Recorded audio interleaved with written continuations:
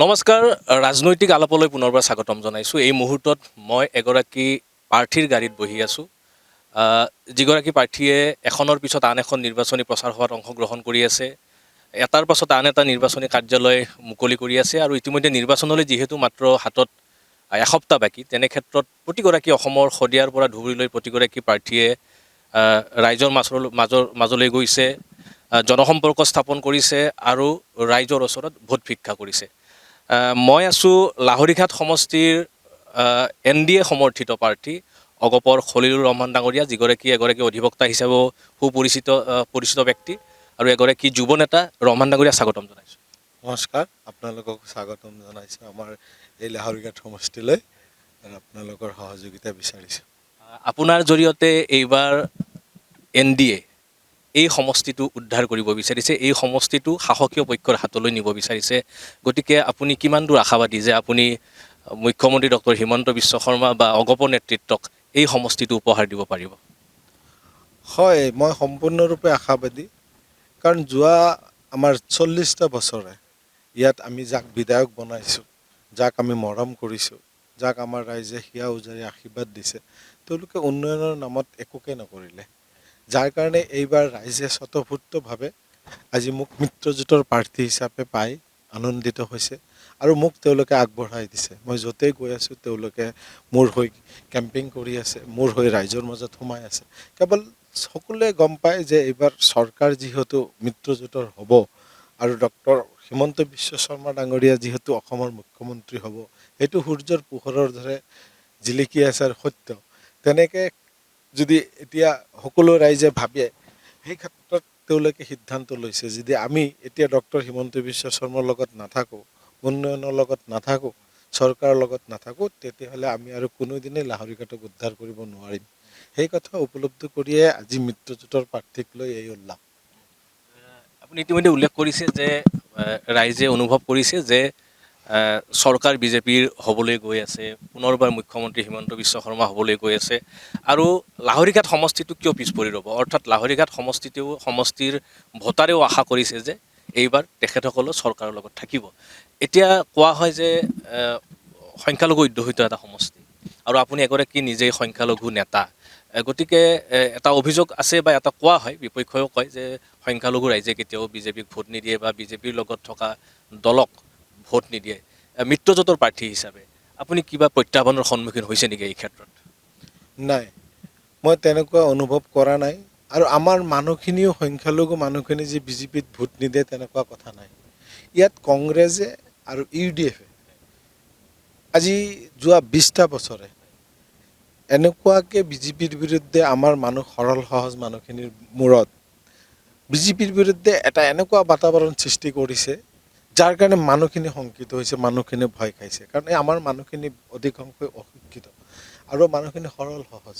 এই মানুহখিনিক কোৱা হৈছিলে যে বিজেপি আহিলে আমাৰ ইয়াত আজান বন্ধ হ'ব, বিজেপি আহিলে আমাৰ গোটেই মানুহখিনিক টালি টোপোলা বান্ধি বাংলাদেশত খেদি দিব, বিজেপি আহিলে আমাৰ নামাজ বন্ধ হ'ব। এই যে ভয় খুৱাই এনেকুৱা ধৰণৰ মেছেজবিলাক যে দিছিলে, সেই কথাবিলাকত মানুহ অলপ শংকিত হৈছিলে, যাৰ কাৰণে মানুহে বিজেপি শুনিলে অলপ ভয় খাইছিলে। কিন্তু যোৱা 10টা বছৰত তাৰ প্ৰমাণ স্বচক্ষে দেখিলে, কাণেৰে শুনিলে, নিজে সাক্ষী হ'ল। নাই, আজানটো বন্ধ হোৱা নাই, আমাৰতো নমাজ বন্ধ হোৱা নাই, আমাৰ ইয়াত কোনো ধৰণৰ তেনেকুৱা ধৰণৰ মুছলমান বিৰোধী তেনেকুৱা কোনো ধৰণৰ কাৰ্যকলাপ হোৱা নাই। আমাৰ খাদ্যৰ ক্ষেত্ৰত যিবিলাক ভয় খুৱাই মানুহে তেনেকুৱা এটা পৰিৱেশ কৰিছিল আপোনালোক সকলোৱে জানে, কিন্তু কোনো ধৰণৰ তেনেকুৱা ইনিচিয়েটিভ ভাৰতীয় জনতা পাৰ্টিৰ আৰু মিত্ৰজোঁটে কোনোদিনে সংখ্যালঘুৰ বিৰুদ্ধে নকৰিলে। যাৰ কাৰণে এতিয়া আস্থা ঘূৰাই আহিছে আৰু দেখিছে যে নাই, এইবিলাক কংগ্ৰেছৰ ভুৱা মিছা কথা। কিন্তু এটা কথা আপুনিও হয়তো ক'ব লাগিব যে সংখ্যালঘু ৰাইজৰ মাজত উচ্ছেদক লৈ এটা ভীতি আছে, যিটো আপোনাৰ দলৰ চৰকাৰে বা আপোনাৰ মিত্ৰজোঁটৰ চৰকাৰে উচ্ছেদ কৰিছিল, সেইটো ইছ্যুও বিৰোধীয়ে ক্ৰিয়েট কৰিব বিচাৰে, নিৰ্বাচনৰ সময়তো ক্ৰিয়েট কৰিব বিচাৰে। কিন্তু আপুনি ৰাইজক কেনেকৈ মানে বুজাবলৈ চেষ্টা কৰিছে বা কিদৰে বুজাইছে? উচ্ছেদটো এটা কংগ্ৰেছে ক্ৰিয়েট কৰি থোৱা বস্তু।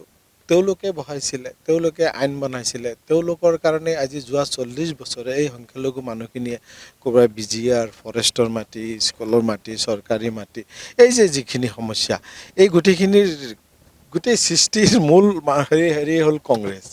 তেওঁলোকে ইচ্ছা কৰিলে এইটোৰ ব্যৱস্থা কৰিব পাৰিলে হয় যে ইয়াৰ এটা সমাধানৰ ৰাস্তা আমি কৰি থৈ যাওঁ, সেই মানসিকতা তেওঁলোকৰ নাই, যাৰ কাৰণে নকৰিলে। কিন্তু এতিয়া কংগ্ৰেছে বনোৱা আইনটোকে আজি মিত্ৰজোঁটৰ চৰকাৰখনে বা ডক্টৰ হিমন্ত বিশ্ব শৰ্মাই সেইটো ইমপ্লিমেণ্ট কৰিব যাওঁতে এইবিলাক কথা আহিছে।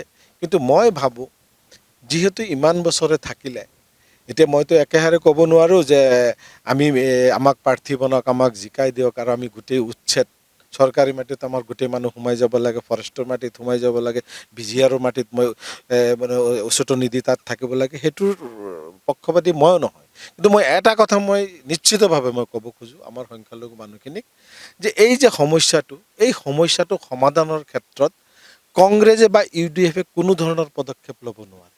এইটোৰ কাৰণে মিত্ৰজোঁটৰ প্ৰাৰ্থীক যদি আমাৰ এই ৰাইজে জিকায়, তেতিয়াহ'লে মুখ্যমন্ত্ৰীৰ লগত কথা পাতি, চৰকাৰৰ লগত কথা পাতি, আমাৰ ৰাইজৰ লগত কথা পাতি, আমাৰ যি ভাৰতীয় জনতা পাৰ্টী অগপ দলৰ কাৰ্যকৰ্তাৰ সৈতে মিলিত হৈ আমি এটা সমাধানৰ ৰাস্তা যে ওলাব পাৰিম, সেই কথা মই খাটাংকে ক'ব পাৰোঁ।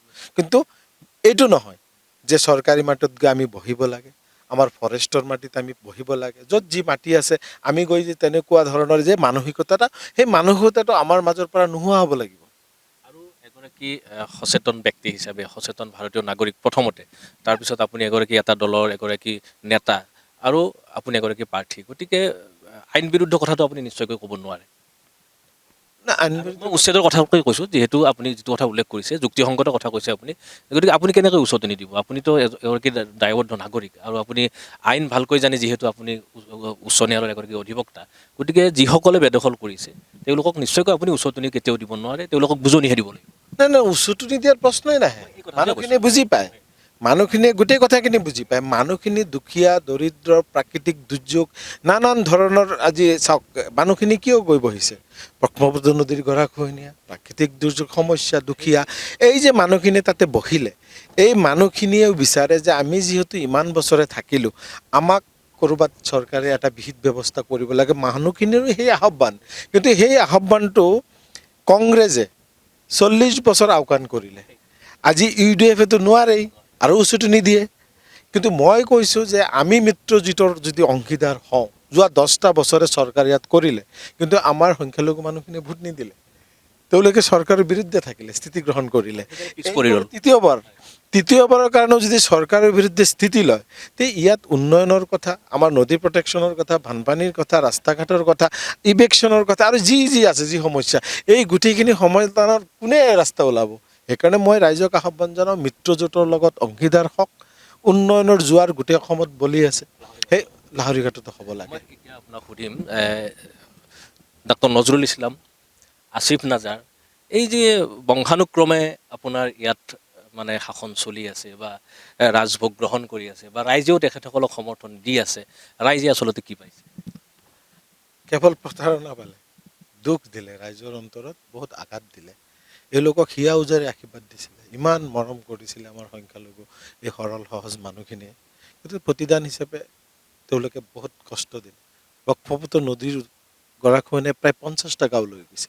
আপুনি যদি সেই অঞ্চলত যায়, আপোনাৰ চকু পানী ওলাই যাব। এই কথাখিনিয়ে আশা কৰা নাছিলে, ভাবিছিলে যে আমাৰ মানুহ, আমি আগুৱাই দিওঁ। কেন্দ্ৰত চৰকাৰ আছিলে তেতিয়া কংগ্ৰেছৰ, ৰাজ্যতো আছিলে আৰু তেখেতো শক্তিশালী মন্ত্ৰী আছিলে। তেওঁৰ অকণো ইচ্ছা নহ'ল যে এই ব্ৰহ্মপুত্ৰ নদীটোৰ প্ৰটেকশ্যনৰ কামটো কৰোঁ, বানপানীৰ পৰা মুক্তি কৰোঁ। বিজেপি চৰকাৰ অহাৰ পিছত আমি ভোট নিদিয়া স্বত্তেও নদী প্ৰটেকশ্যনৰ কাম কৰিলে।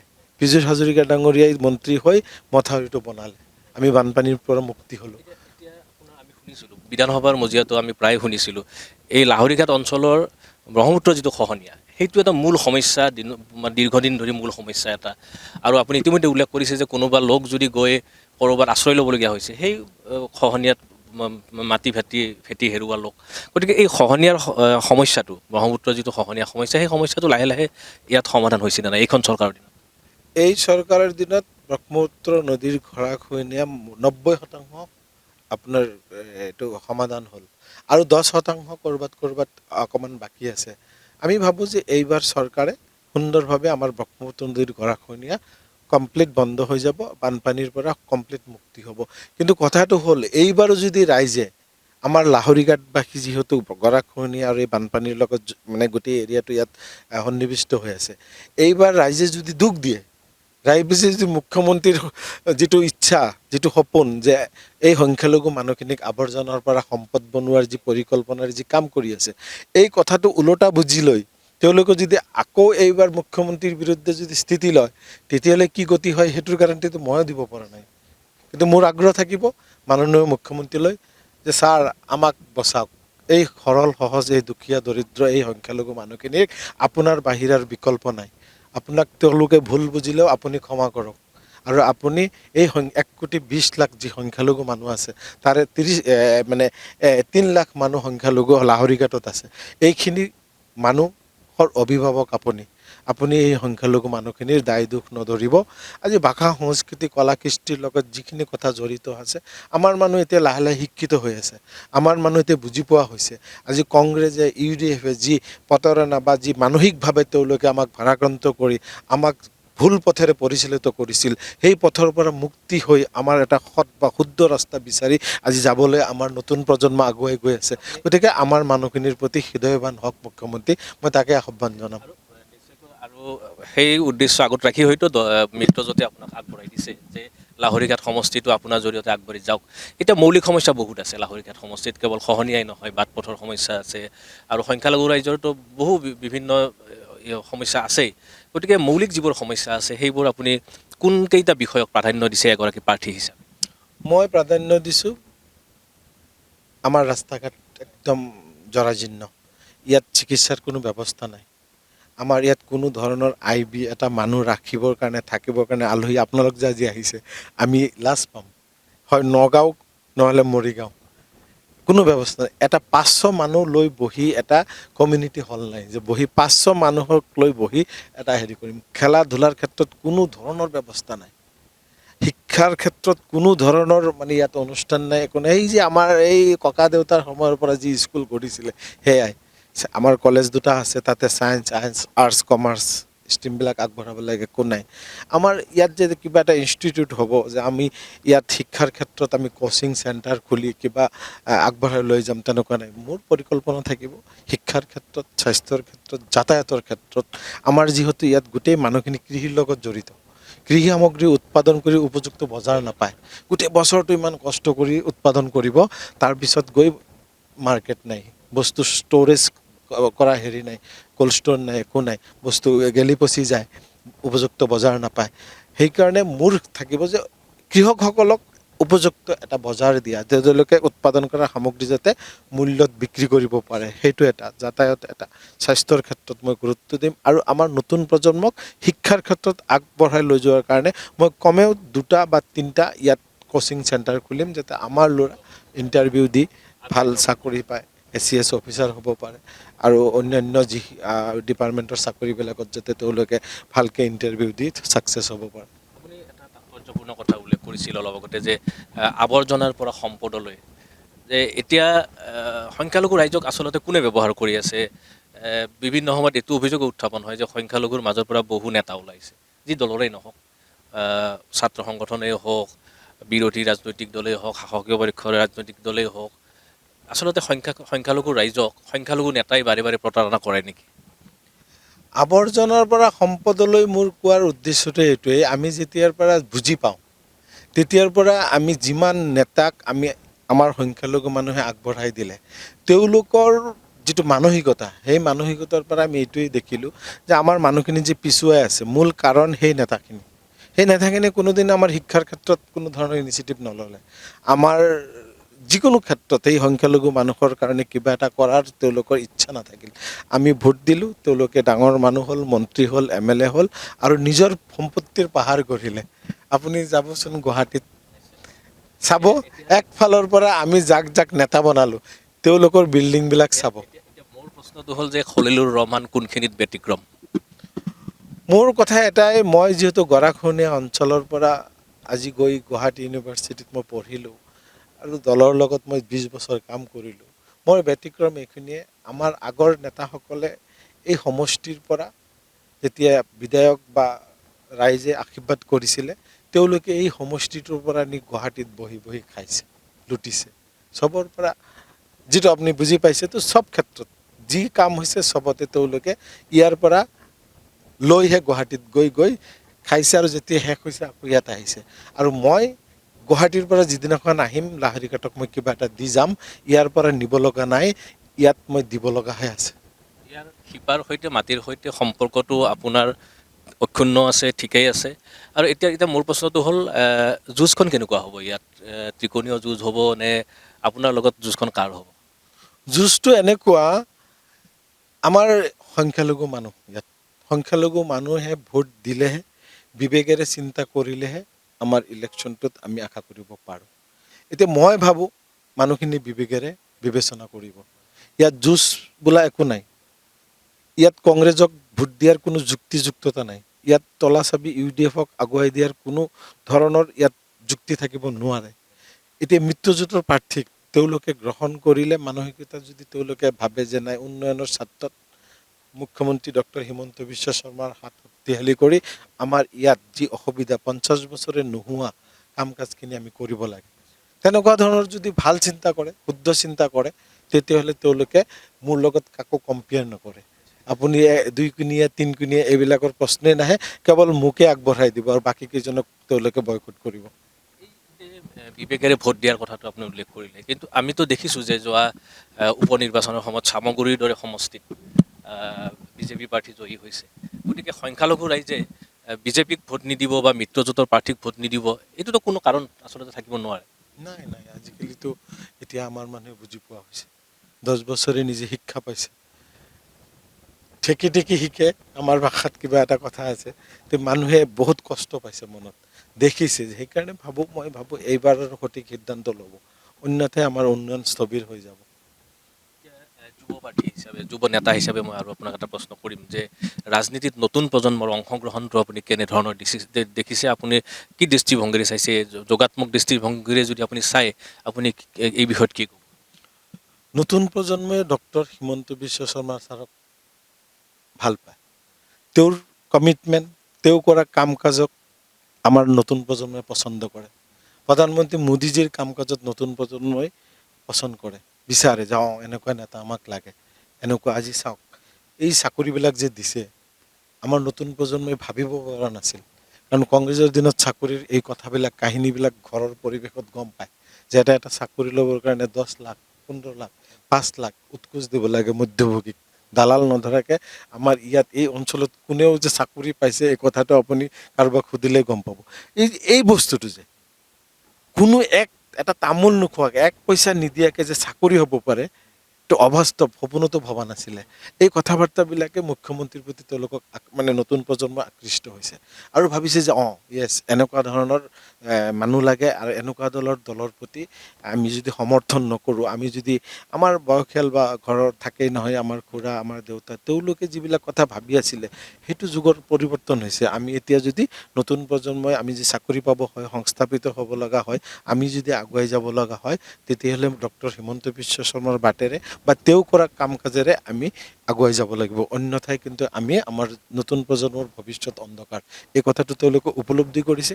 আৰু মই মোৰ আজি নিৰ্বাচনত মই যে ঘূৰি থাকোঁ, নতুন নতুন ল'ৰাই আহি নিজে যাচি মানে নিজে কয় যে দাদা আমি আপোনাৰ লগত থাকিম। মই কৈছোঁ তোমালোককতো ধৰিব পৰা নাই। নহয়, আমি দাদা, আপুনি মিত্ৰজোঁটৰ প্ৰাৰ্থী হৈছে, ডক্টৰ হিমন্ত বিশ্ব শৰ্মাৰ লগত আমি আছোঁ, আপোনাৰ লগত আমি চিনাকি নিজে হ'ব আহিছোঁ। আমি ইমান দিন দল কৰা নাই, কিন্তু আমাৰ ঘৰৰ পৰিৱেশটো অলপ তেনেকুৱা, কংগ্ৰেছৰ কথা কৈ থাকে, কোনোবাই UDFৰ কথা কয়, কিন্তু আমি সেইবিলাক ভাল নাপাওঁ। নতুন প্ৰজন্মই আহি নিজে যাচি মোক এনেকুৱা ধৰণৰ কথা কয়। তেতিয়া মই নিজে ভাবোঁ যে হয়, আমাৰ ঘৰখনততো তেনেকুৱা পৰিৱেশ আছেই, কিন্তু নতুন প্ৰজন্মই আজিকালি সেইবিলাক এভইড কৰি এটা নতুন বাটেৰে যোৱাৰ পৰিকল্পনা কৰিছে। নতুন বাটেৰে যোৱাৰ পৰিকল্পনা কৰিছে, আৰু এই নতুন বাট আপোনাৰ নেতৃত্বত নিশ্চয়কৈ ৰচনা হওক, আমি সেয়া আশা কৰিম। শেষত লাহৰীঘাটৰ ৰাইজক আপুনি কি অনুৰোধ জনাব আমাৰ জৰিয়তে? মই লাহৰীঘাটৰ ৰাইজক এটাই অনুৰোধ কৰিম যে আমাৰ উন্নয়নৰ স্বাৰ্থত, লাহৰীঘাটৰ প্ৰগতিৰ স্বাৰ্থত, আমাৰ নতুন প্ৰজন্মৰ ভৱিষ্যতৰ স্বাৰ্থত, আমাৰ এই বানপানী, আমাৰ যি গৰাখহনীয়া, আমাৰ ৰাস্তা ঘাট, আমাৰ ইয়াত স্বাস্থ্যৰ যি অৱনতি, চিকিৎসাৰ কোনো ব্যৱস্থা নাই, আমাৰ শিক্ষাৰ ক্ষেত্ৰত আমি পিছুৱাই আছোঁ, এই গোটেই ব্যৱস্থাপনাৰ পৰা যদি আমি বাচিব হয়, তেতিয়াহ'লে আমাৰ মিত্ৰজোঁট, আমাৰ এই চৰকাৰ, ডক্টৰ হিমন্ত বিশ্ব শৰ্মাৰ সংগ আমি দিব লাগিব।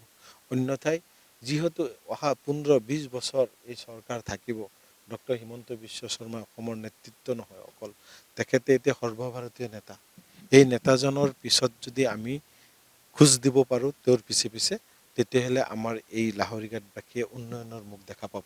সেইকাৰণে মই সকলোকে অনুৰোধ জনাম যে আপোনালোকে কাৰো কথাত প্ৰৰোচনাত আপোনালোকে ভুল নাযাব। আপোনালোকে আমাৰ নতুন প্ৰজন্মক, উঠি অহা আমাৰ সন্তানক ডক্টৰ হিমন্ত বিশ্ব শৰ্মাৰ হাতত গতাই দিয়ক। আমাৰ দিন সুন্দৰ হ'ব, আমাৰ সন্তানৰ ভৱিষ্যত ভাল হ'ব। আপোনাৰ এই আত্মবিশ্বাস আৰু আত্মপ্ৰত্যয় আপোনাৰ ঠিকেই আছে যে আপুনি নিৰ্বাচনী যুঁজত সংখ্যালঘু ৰাইজে আপোনাক মৰম দিব, আশীৰ্বাদ দিব আৰু আপুনি জয়যুক্ত হ'ব। হয়, মই 100% মই নিশ্চিত হৈ আছোঁ আৰু মোৰ ফুল কনফিডেণ্ট আছে যে যিহেতু মই উন্নয়নৰ লগত আছোঁ। গতিকে মানুহে উন্নয়ন নিবিচাৰি বেলেগ ধৰ্মীয় কথা বা অন্য যোন কংগ্ৰেছ আজি চাওক, চবেই জানে যে কংগ্ৰেছৰ চৰকাৰ আহাৰ কোনো দূৰদৰণিৰ পৰা কোনো ধৰণৰ তেনেকুৱা চিম্বলিক আমি দেখা নাই। আৰু মাত্ৰ সংখ্যালঘু এই বহতি অঞ্চলতে কংগ্ৰেছ ঘূৰি আছে। বাকী হিন্দু সনাতনী ধৰ্মৰ অসম একদম শদিয়াৰ পৰা ধুবুৰীলৈকে আপুনি কওকচোন কোনটো চিটত হিন্দু সনাতনী ধৰ্মৰ কোনোবা এজন বিধায়ক জিকিব নেকি কংগ্ৰেছত? তেনে ক্ষেত্ৰত মই নিশ্চিত কিয় নহ'ম, চৰকাৰ আমাৰ মুখ্যমন্ত্ৰী ডক্টৰ হিমন্ত বিশ্ব শৰ্মা হ'ব। উন্নয়নৰ জোৱাৰ বলি আছে। মই কাষতে লাগি থকা জাগিৰোড সমষ্টি আজি চাওক ক'ৰ পৰা ক'লৈ গ'ল। 27,000 কোটি টকাৰে ছেমি কণ্ডাক্টৰ আনি গোটেই নতুন প্ৰজন্মক সুবিধা দি আজি ৰাস্তা ঘাট, কি উন্নয়ন, অডিটৰিয়াম, হল, কিমান কি পৰিৱৰ্তন। আমি ক'ত আছোঁ, তেওঁলোক ক'ত আছে। তো এই গোটেই কথা বাৰ্তাবিলাকে মোক বেলেগ কথা ভাবিবই নিদিয়ে। মোৰ খালি কেৱল লাগে যে ডক্টৰ হিমন্ত বিশ্ব শৰ্মাৰ নিচিনা এনেকুৱা এটা ব্যক্তি আৰু পিছলৈ আহিবনে নাই নাজানো, মোৰ সেই পৰিকল্পনা যে এনেকুৱা এজন ব্যক্তিৰ সান্নিধ্য পাব লাগে। আৰু এনেকুৱা ব্যক্তিৰ যদি একবাৰ দৃষ্টি পৰি যায় লাহৰীঘাটৰ প্ৰতি, এই লাহৰীঘাটটো ক'ৰ পৰা ক'লৈ যাব এই কথা মই উপলব্ধি কৰিব পাৰোঁ। কাৰণ মই 25 বছৰে গুৱাহাটীত আছোঁ, তেওঁলোকৰ মানে মই ফ'ল' কৰি থাকোঁ কি হৈ আছে, কি হৈ থকা নাই। গতিকে সেই কথাটো আমাৰ লাহৰীঘাট সমষ্টিৰ বহুত ৰাইজে নাজানে বা জনগণে নাজানে। মই সেইকাৰণে মই বেলেগ কথা ভাবিবই নোৱাৰোঁ। আপুনি আশা কৰাৰ দৰে আমিও আশা কৰিম যে লাহৰীঘাট সমষ্টিটো, যি লাহৰীঘাট সমষ্টিটো এসময়ত তৰুণ গগৈ চৰকাৰৰ দিনতো এগৰাকী প্ৰভাৱশালী কংগ্ৰেছ নেতাই প্ৰতিনিধিত্ব কৰিছিল। তাৰ পিছত তেখেতৰ পুত্ৰই প্ৰতিনিধিত্ব কৰিছে। আৰু লাহৰীঘাট সমষ্টিটোত মিত্ৰজোঁটৰ প্ৰাৰ্থী হিচাপে খলিলুৰ ৰহমানে ইতিমধ্যে ৰাইজৰ মাজত সোমাই পৰি ৰাইজৰ জনসমৰ্থন আদায় কৰিবলৈ অহৰহ চেষ্টা কৰিছে। আৰু এগৰাকী যুৱ নেতা হিচাপে তেখেতক আদৰি লোৱাও আমি দেখিবলৈ পাইছোঁ। এতিয়া মূল কথা হ'ল 9 এপ্ৰিলত যি নিৰ্বাচন হ'ব, ভোটগ্ৰহণ হ'ব, সেই ভোটগ্ৰহণত ৰাইজে কাক ভোট দিব সেইটো ৰাইজে বিচাৰ কৰিব। কিন্তু আমি যিটো ৰাস্তাৰে এতিয়া গৈ আছোঁ, আমিও অনুভৱ কৰিছোঁ যে যথেষ্ট খলাবমা। আৰু এই খলাবমাই প্ৰমাণ কৰে যে লাহৰীঘাট সমষ্টিত উন্নয়ন হ'বলৈ বহু বাকী আছে। আৰু আমি আশা কৰিম আপোনাৰ জৰিয়তে সেই খলাবমাও দূৰ হ'ব, এটা মসৃণ পথ হ'ব, ৰাইজৰ যোগাযোগ যাতায়াত ব্যৱস্থা উন্নত হ'ব, স্বাস্থ্য খণ্ডতে হওক, শিক্ষা খণ্ডতেই হওক, সকলোতে পৰিৱৰ্তন আহিব। আৰু চৰকাৰমুখী বিধায়ক এগৰাকী হয়তো ৰাইজেও কামনা কৰিব। আৰু আপোনাৰ জৰিয়তে সেই কামনা সাৰ্থক হওক, বিধানসভাৰ মজিয়াত আপোনাক দেখা পাম বুলি আমি আশা ৰাখিছোঁ। আৰু যিখিনি সময় আপুনি এতিয়া আকৌ এখন মিটিঙলৈ গৈ আছে, নিৰ্বাচনী হয়তো প্ৰচাৰ সভা এখন আছে, এই ব্যস্ততাপূৰ্ণ সময়ৰ মাজত আমি কিছু আলাপ কৰিলোঁ। যিখিনি সময় আপুনি আমাক দিলে তাৰ বাবে আমি আপোনাক অশেষ ধন্যবাদ জনাইছোঁ। যিকোনো খবৰৰ বাবে যোগাযোগ কৰক আমাৰ এই নম্বৰত 9181 307 2221।